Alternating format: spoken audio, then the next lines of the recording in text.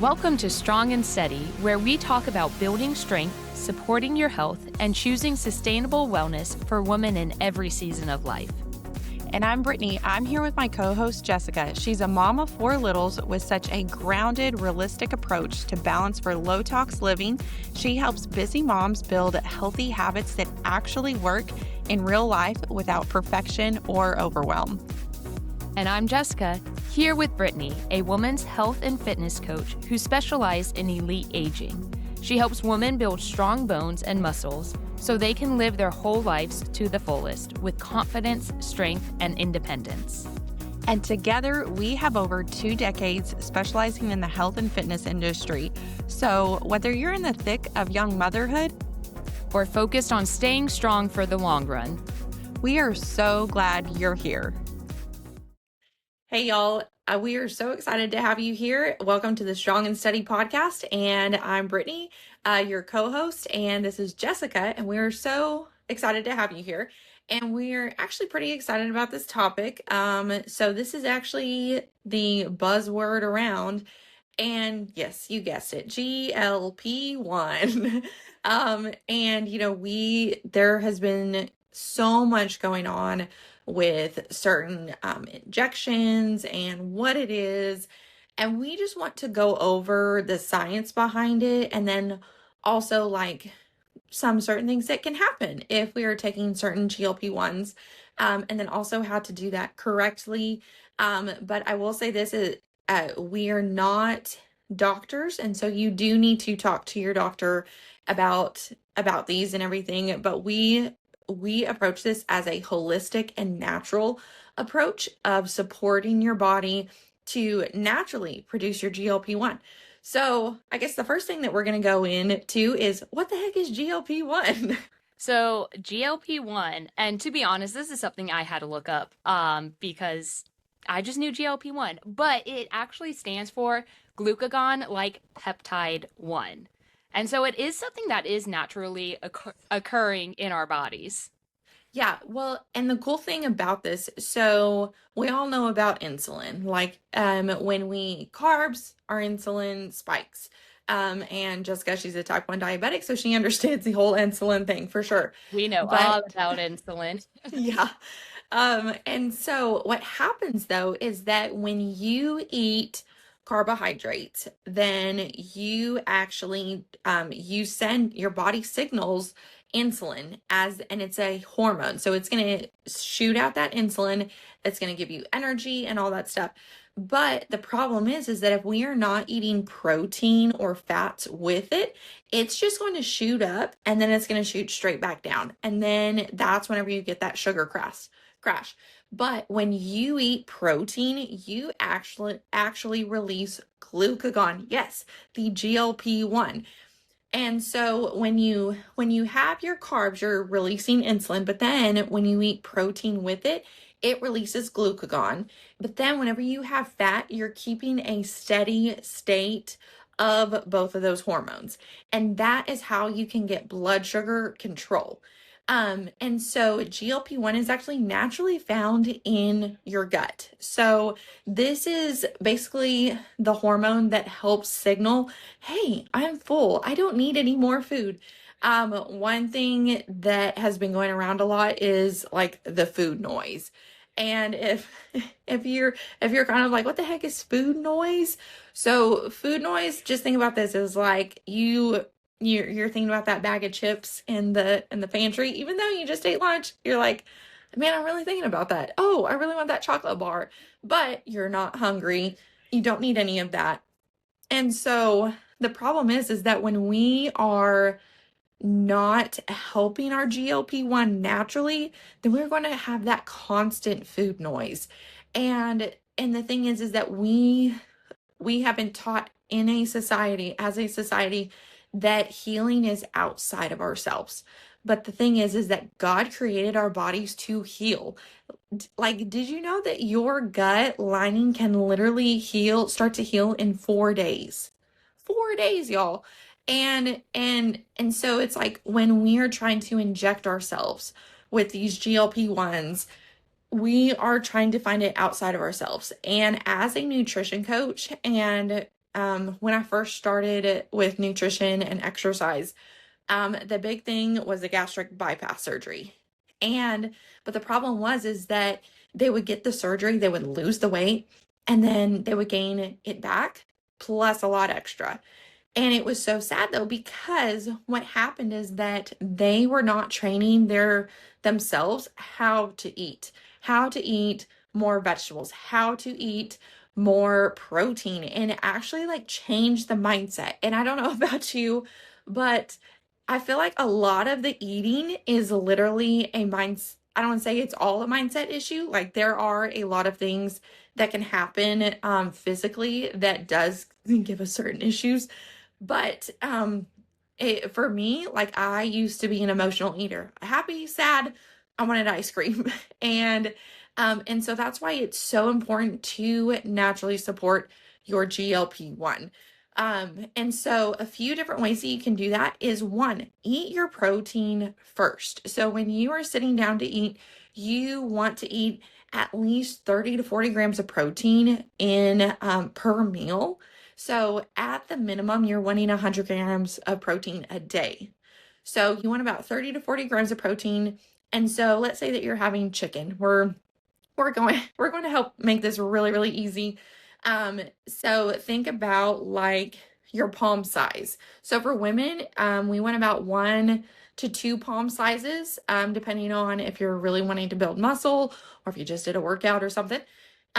So you want to do that, and you're actually going to eat that first. So then after that, then you're going to eat your vegetables. Y'all, this is also the other part of supporting your GLP-1 is that you do not want to miss out on the fiber. And this is extremely important for your microbiome, because that is also the other part of it, is that we want to support our gut health. And I'm sorry guys, but potatoes do not support your gut health. Rice really does not support your gut health. Now there's black rice that's really good for you. There are certain other ways, but you want vegetables. You want a very colorful diet. So think about like your broccoli, your cauliflower, bell peppers, zucchini, onions, leeks, like all of the vegetables. And if you can set a goal, which I know this can sound kind of overwhelming, I guess you could say, but having at least 30 different types of vegetables a week. Now, to take that pressure We're off, definitely not there. Jessica's like freaking out over here. She's like, what I'm the like, heck did maybe have 5. I know. And you're like, well, my kid only eats broccoli. Well, I'm sorry. And Somehow even my then, kid does eat broccoli. They I all know. love it. I'm like, great, we will take it. But I always think because talking about like the steaming them loses nutrition, I'm like, that's how we taught them to eat it. Now we got to find a different way. Yeah, I have to say, like, roasted broccoli is like one of my absolute favorites. But the funny thing is, I can throw my brother under the bus. He's given me so much crap throughout the years that it's fine. Is that he's still to this day, he's what, 32 years old, is a 30-year-old man with a kid and a kid on the way, and he still only eats the tops of the broccoli. He refuses to eat like the stems, which is actually where all the nutrients are. I mean, I can't blame him too much. Granted, I really only Yeah. started eating broccoli like 5 years ago. So Well, I hated eating it as a kid because my mom would steam it. And I was like, who that PJ, did you fart? And it's like, no, that was mom cooking broccoli and Brussels sprouts. But anyway, so you definitely cannot miss out on the fibers. So you're going to eat your protein first, then you're going to eat your fiber, and then you want to have your fat. So your fat can be in the mix of it. So think about like your cooking oils, and you do want to avoid seed oils. I actually just learned this the other day that coconut oil actually helps get rid of parasites. Mm. So I was like, let's just do that in the coconut oil morning. fuels like everything. Like if I don't know what to do, coconut oil first. I've used it for diaper rashes. Honestly, that was the best nipple cream I ever used when breastfeeding. Seriously. You got a cut, I can't find any other spray. We're putting coconut oil on it. Lip moisturizer. It's Mm-hmm. even I've learned oil pulling for your teeth and like helping to Yes. whiten your teeth. Like it's great for that. It has so many benefits to it. Yeah, yeah. Well, and then I had actually found out that if you rub it on certain areas of your skin, it can help reduce the appearance of cellulite. So I'm like, coconut oil is like it's a superfood, I guess you could say. But then you also want, olive oil that's high in polyphenols. So if you are wanting to reduce your aging, I guess you could say, or the speed of aging, you definitely want foods high in polyphenols. So all of these put together, and then and then you can have your carbs after. So I'm not saying that you can never have a potato, you can never have rice again. I'm not saying that.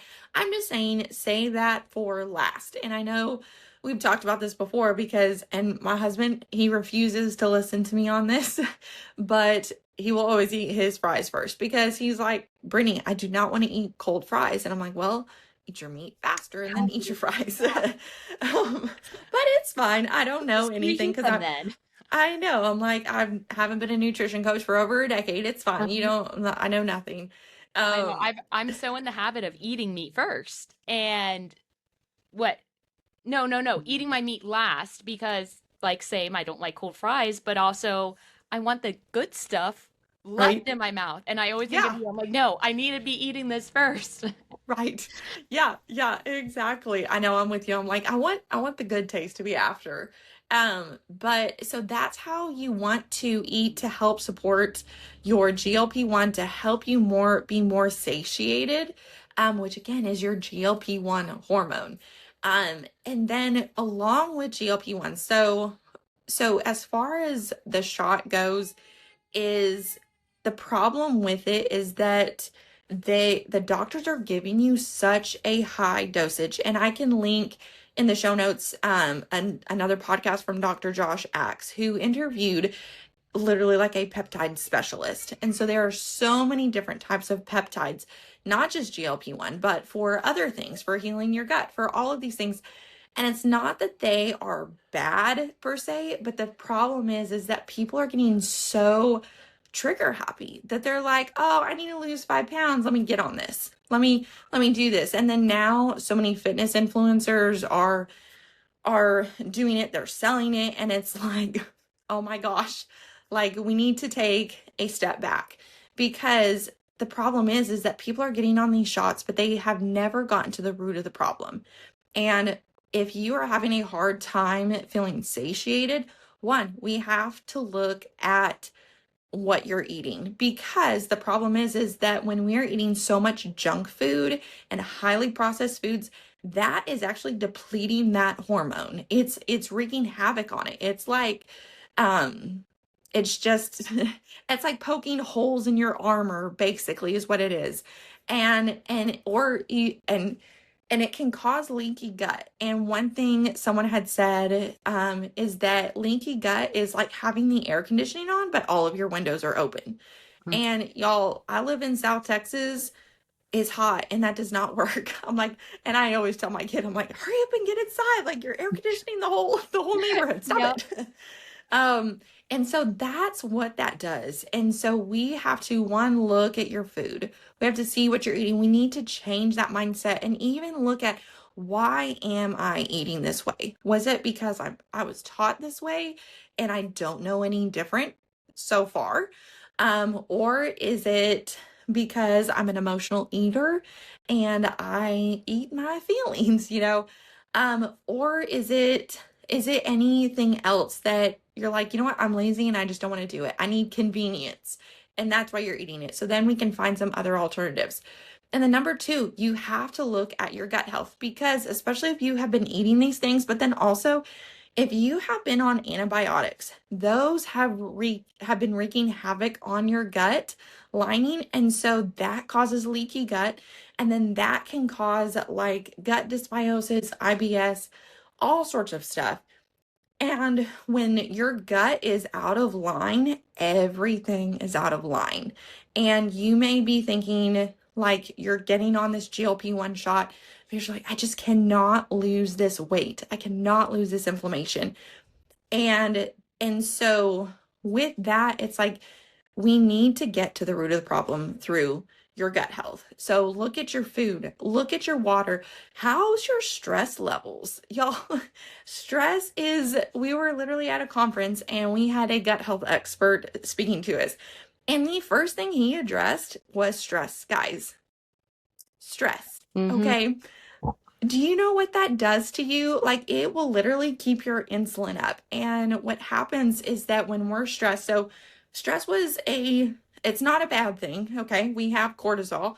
God created us to have cortisol. So when like back in the day, when our ancestors were trying to find their food, they would have to run from a bear and your fight or flight mode kicks on and it's like, oh crap, I need to run from this bear. So what that does is that stops your digestion because when you're running from a bear, you don't want to have to stop and be like, man, I really got to go to the bathroom. No, it's not going to digest because it's like I'm running and I need to not, like, I can't stop.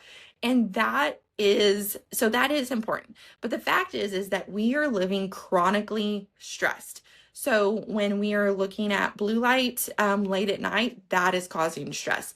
When we are just thinking about all of these things, that's causing stress. And y'all, my kid causes me a lot of stress. My husband causes me a lot of stress. But the thing is that I can't just wallow in that. I can't just keep like moms, and I am saying, and I'm preaching to the choir, we cannot put so much stuff on our plate that's causing all this stress. And then it's wreaking and then we're like, man, why do I feel so tired all the time? Like, well, I'm sorry, man, but we need to cut some stuff out. And if it doesn't reach your ultimate goal, it's going to be causing stress. And like I said, stress is not a bad thing, but we need to learn how to handle stress. So look at your stress levels. What can you cut out? What can you reduce? Like, does your kid really need to be in all 5 sports at one time? I don't think so. I think they actually really just want to be a kid. So, Yeah, and you had mentioned the doctor too. I don't remember his name, but I know he was like a holistic doctor. And one thing he said about the GLP-1 shots that like really caught me, and I know we had talked about it a little bit too, is but how the shots, it's not only targeting like fat to lose the weight, but it's targeting a lot of your muscle. And he said if it gets to the point where his patient he feels does need to go on one of those shots, he starts them on such a low dose, but he also makes them promise they will be lifting weights and working on their muscle.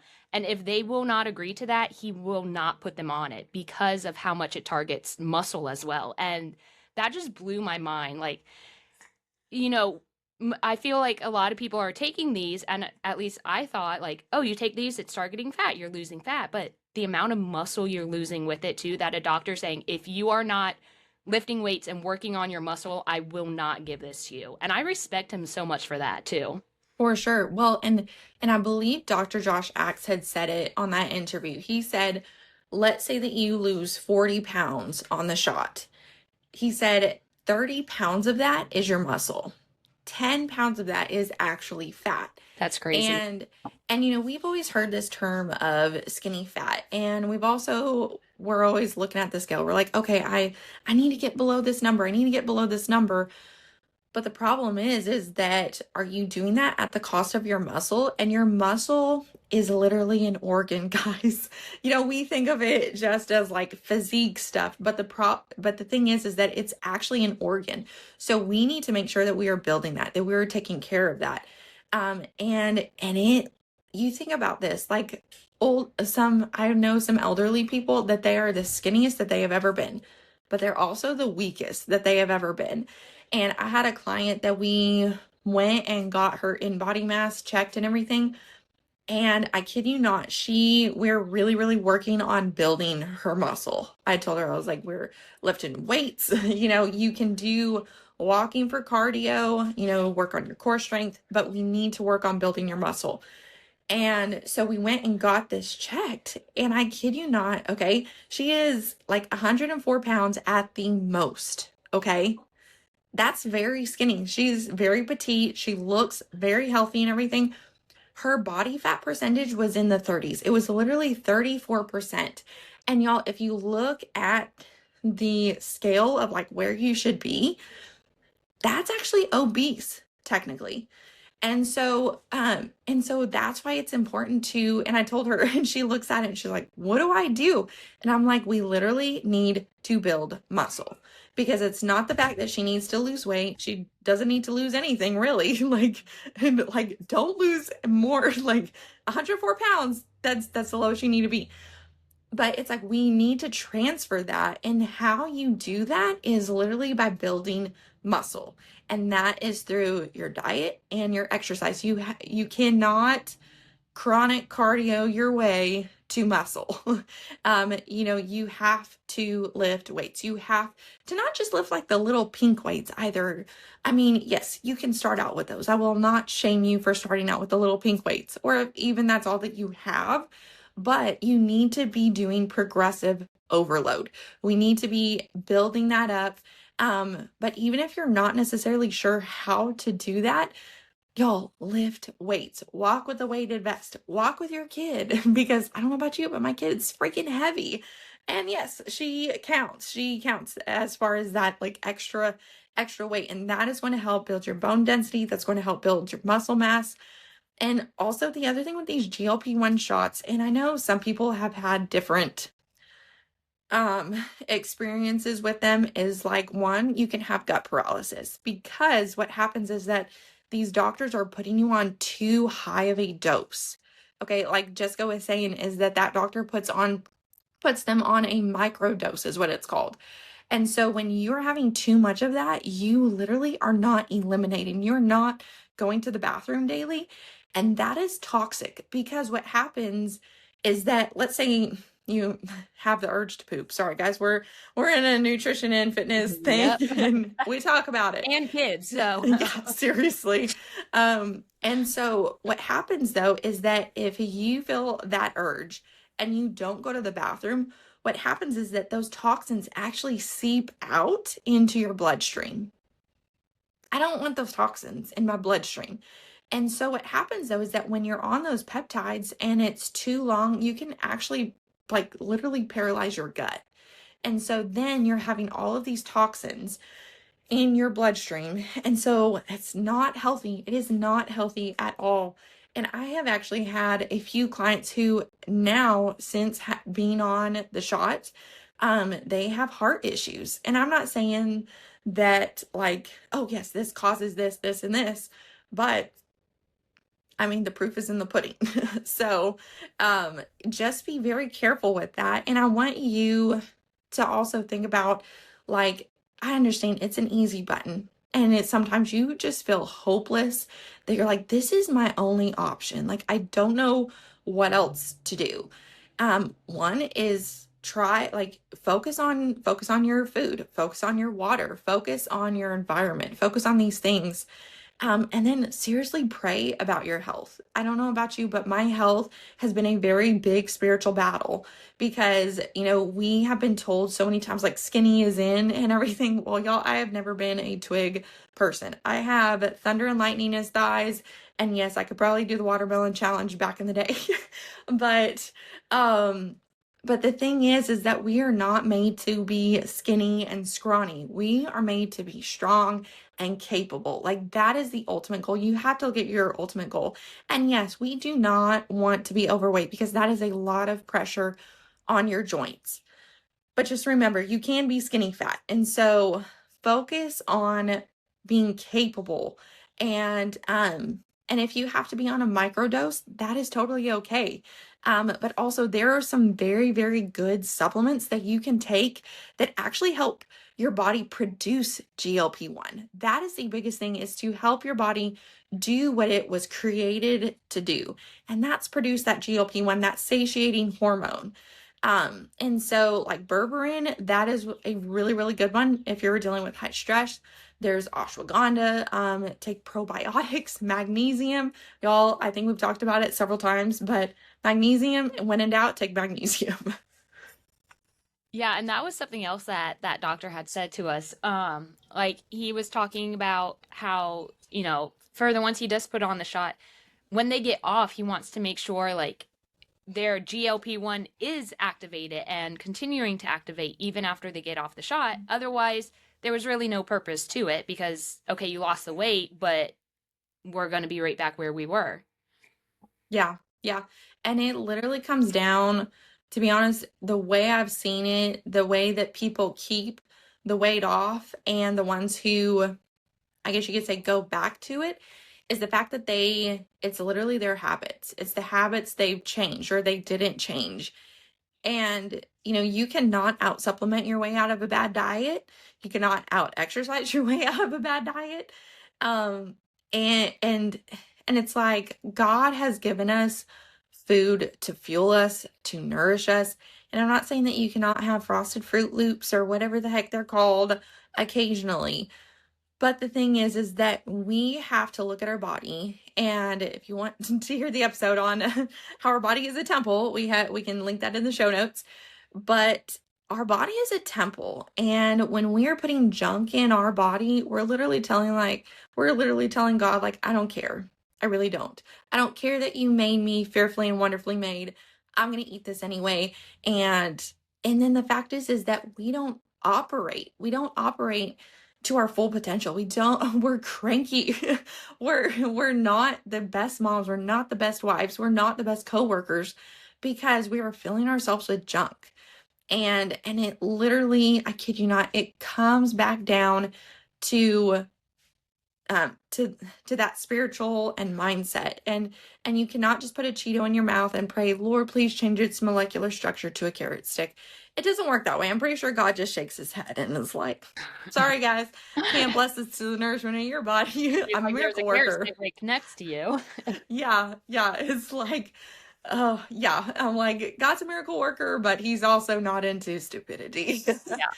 So, Yeah, and two, I feel like especially with like postpartum moms, weight loss is such a huge topic. And I know at least like when people heard I was breastfeeding, they're like, "Oh, the weight's going to fall right off."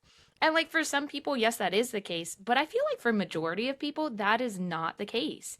And again, like we've been saying, I think a lot of that goes back to gut health. Like I don't think my weight like quote unquote fell off because I was breastfeeding. I think it I lost the baby weight because of my gut and that I was working on it and balancing it. I was not perfect by any means with it, but having, that habit, those routines in place to help keep it balanced so that my body could operate to lose that weight I needed to. And that's just, I feel like such a huge piece that is missing for so many people. Like it shouldn't be like, oh, breastfeeding, you're going to lose the weight. Like we should be making it normal that, hey, gut health, check on that. Check on your nutrition, check on your exercise. And again, I know exercise with kids is insane, but turn on a dance video and dance with the kids. Like we were saying, pick up the baby and walk in place or do a couple of squats while the food's heating up or whatever it is. Like working out doesn't necessarily have to be, oh, I need 30 minutes. I need 1 hour block a day to do it. Like if you have that time, that's awesome. But if it's little increments here and there, like you need to be moving your body. And I'm guilty of this too. Like I'm trying to get back into it and refocus on it because it is hard, but just because something's hard doesn't mean that's an excuse for us. And it doesn't mean that it's impossible either. Right. And your kids are learning from you because the fact is that they learned from you bad eating habits and they can learn from you healthy eating habits. And it's so funny though because Brooke, she's a strong little girl, I swear. And I have some 3-pound weights from an elderly client that I was training. And so I just have them in the gym and stuff. And sometimes they're nice for like accessory work. And she's literally lifting them. And she was so funny though. Okay, 16 months old, guys. Doesn't really talk.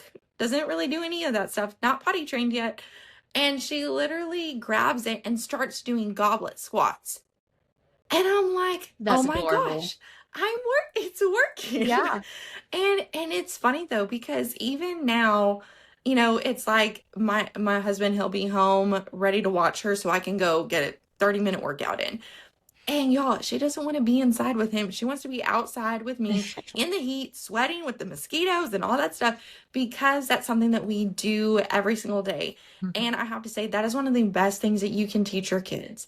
And yeah, they may not necessarily like it at first, but they're going to love it. Like I did not like to exercise, but then when my mom and I started going to this all women's CrossFit gym, y'all, it was like the best thing ever. It was the highlight of my week was being able to work out with my mom. Yeah, our kids, so we had been doing Zumba. I've had to take a break from it, but our kids are like, when are we going back to Zumba? When are we going back to Zumba? And when we were there, like, they'd run up and grab the weights when our instructor would mention it, and like they'd be holding the weights and trying to dance too. And same with dad, like he's up here lifting weights and they'll come up and want to do it with him or walking on the treadmill. There's sometimes before bed, they're like, we need to walk on the treadmill, and they run and find their shoes and socks to come up here and get that exercise in. Or there's some days they're like, are we getting our steps in, mommy? How many steps do we have? I think I have this many steps. And just being able to instill that in them is so important. But it's also just so precious to see. I love that. I love that. Well, and I guess you could say with the GLP-1, and there is no shame in needing Mm. extra help. There's really no shame in it. Like I totally understand, and there are some benefits to it. I've heard of people having like reduced inflammation and all that stuff, but you definitely have to be careful how you do that. But you also like for our girls, like I have a little girl and I know Jessica, she has two girls, Mhm. and growing up, I guess like in the 90s, early 2000s, it was all about the skinny. Like you had like the thigh gap. Oh my gosh, y'all, I've never had a thigh gap in my life. But Same. Never. um and it was all about that, and it was anorexia and bulimia. Those were all of the eating disorders, and to be honest, I believe nowadays these shots, these peptide shots are eating disorders. And do you really want your daughter to be thinking about that? The literally daughter or like girls start to diet when they are 10 years old. 10. They're like, no, we should be running around. We should be, eating, yes, eating nutritious food and stuff. And so it's so important to teach your daughters and sons, but that to not have this eating disordered or this disorderly eating, which is something that I have dealt with, is that disorderly eating of, getting on a diet, getting off it, trying a new diet, doing this, doing that. And literally just teach them like God gave me this body, I'm going to nourish it, I'm going to take care of it. It's not going to be perfect, but I am going to do the best that I can.